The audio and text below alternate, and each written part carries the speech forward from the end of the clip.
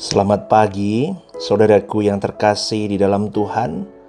Kita masuk di dalam hari yang ke-6, The Transform Life minggu ini, dengan tema renungan hari ini, The Power of Endurance.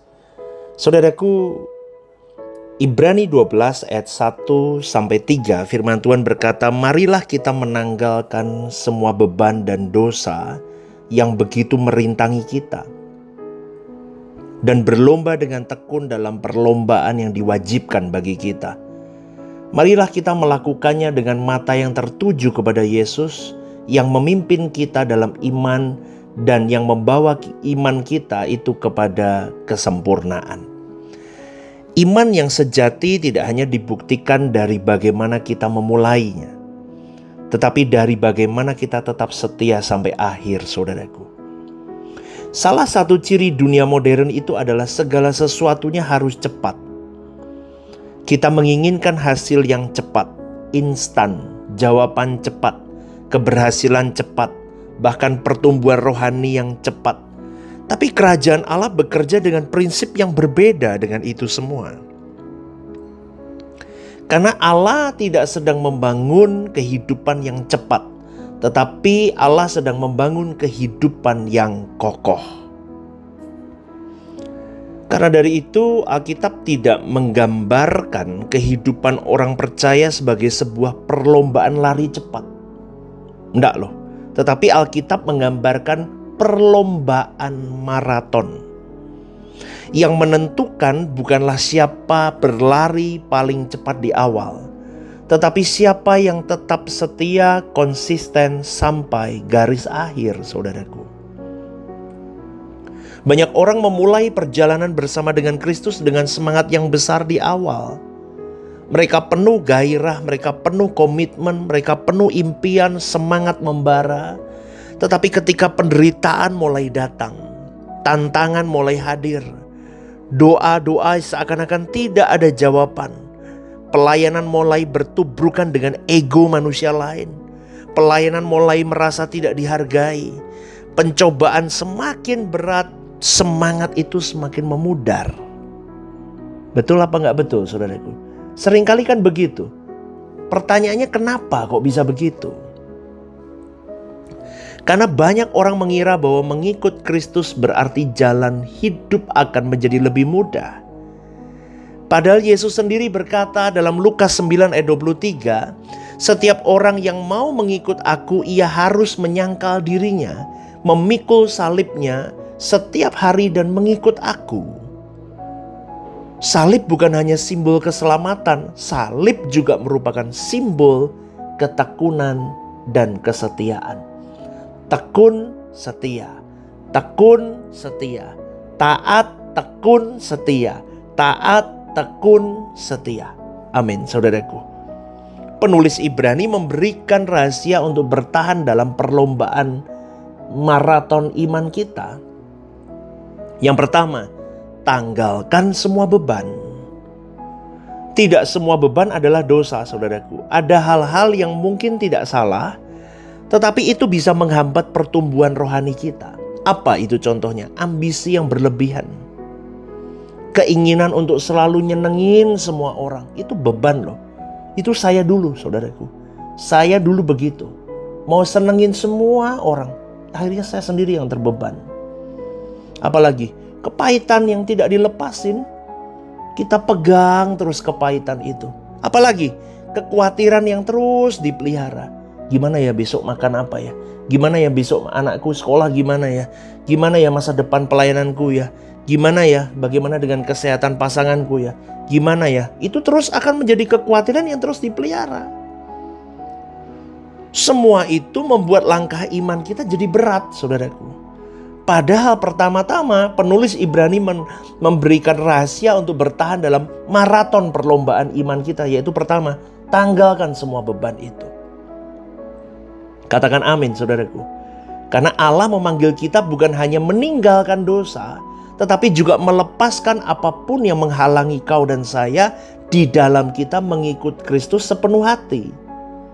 Itu kayak batu kerikil yang mengganggu kita mengiring Kristus.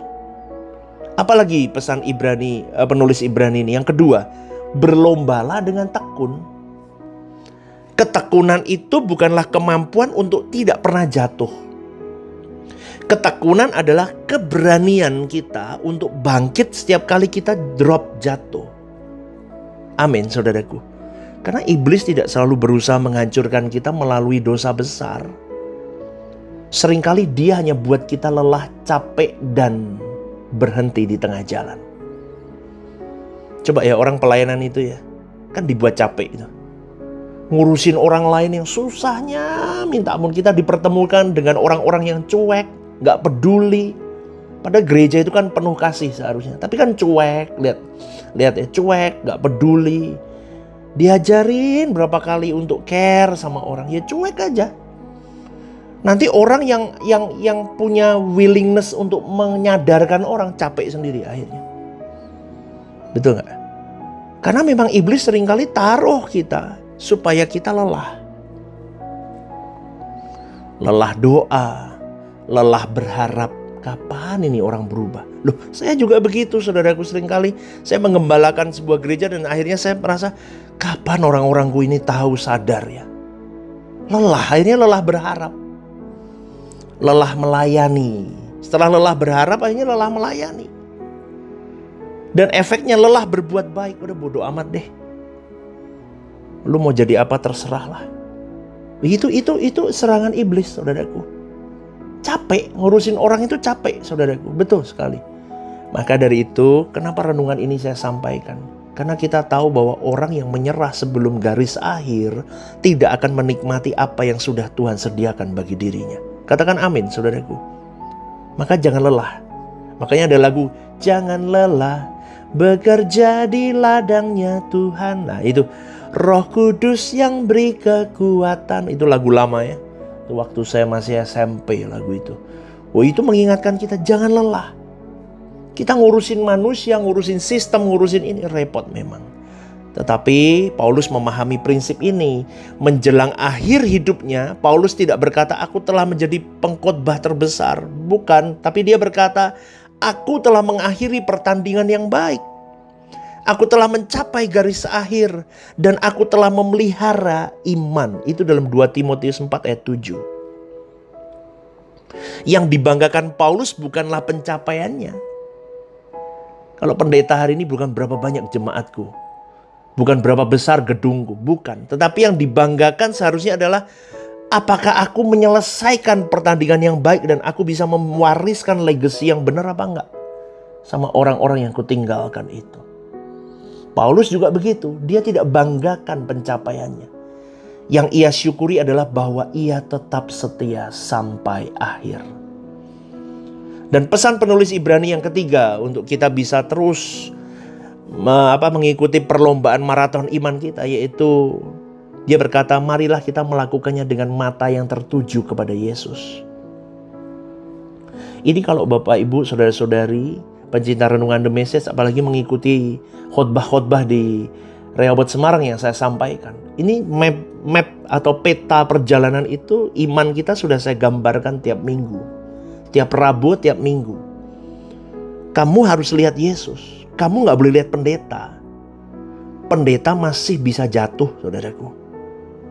Sehebat apapun, seterkenal apapun dia, seperti apapun sosoknya, ingat baik-baik. Lihat Yesus, jangan lihat pendeta. Karena pendeta itu pun harus lihat Yesus. Amin, saudaraku. Back to the Bible.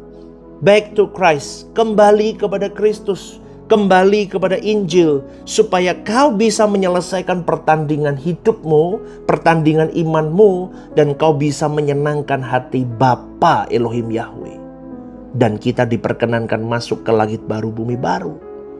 Inilah rahasia terbesar dari ketekunan. Selama fokus kita tertuju kepada keadaan, kita akan drop habis. Kita melayani, kita bekerja, kita studi, kita bersosialisasi, kita ini dan itu. Bisa remuk kalau kita lihat keadaan. Tetapi selama fokus kita tertuju kepada manusia, kita bisa terluka, pahit, males pelayanan, males ini, males itu. Bodoh amat deh akhirnya. Seperti yang tadi saya katakan.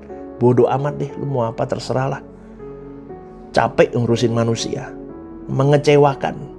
dituntun hianatin, dituntun rusak, dituntun gigit belakang. Banyak. Tetapi selama fokus kita tertuju kepada Kristus, beda. Apalagi kalau fokus kita tertuju pada diri sendiri, kita mudah menyerah. Kita bisa mengasihani diri kita akhirnya. Udahlah, capek-capek ngurusin orang, ngapain sih lu? Udahlah, gak usah lah. Tetapi ketika mata kita tertuju kepada Kristus, kita bisa menemukan kekuatan yang tidak berasal dari diri kita sendiri. Yesus sendiri adalah teladan ketekunan yang perfect, sempurna, saudaraku.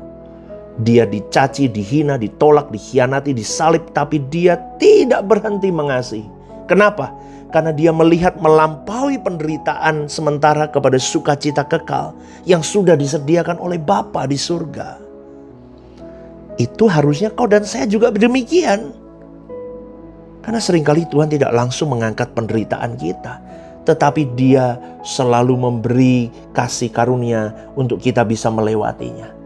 Maka slogan Rehoboth Semarang, semua bisa dilewati. Katakan amin, saudaraku. Semua bisa dilewati. Semua akan kulewati bersama dengan Tuhan. Semua bisa kulewati dan berkemenangan bersama dengan Tuhan. Ketekunan bukanlah bukti bahwa kita kuat. Ketekunan adalah bukti bahwa kasih karunia Tuhan itu terus menopang kita, melimpah pada kita. Hari ini mungkin kau merasa lelah, saudaraku. Saya tahu itu. Saya pun juga merasakan hal yang sama. Lelah, kita capek dihajar dengan banyak hal. Tapi jangan sampai lelah berdoa ya. Jangan sampai lelah berjuang ya. Jangan sampai lelah menjadi orang baik, orang benar di mata dunia yang semakin gelap. Jangan jadi jahat ya. Kalau banyak orang mengecewakanmu dan menyakitimu. Dan kau bisa berkata, aku lelah baik sama orang. Jangan. Tetaplah berbuat baik. Jangan menyerah. Tetaplah hidup benar. Mungkin kau dan saya tidak melihat hasilnya hari ini. Tapi Tuhan melihat setiap tetesan air mata kita. Setiap doa yang kita panjatkan di malam hari, di subuh hari, di mana semua mata masih tertidur, kita panjatkan doa-doa kita.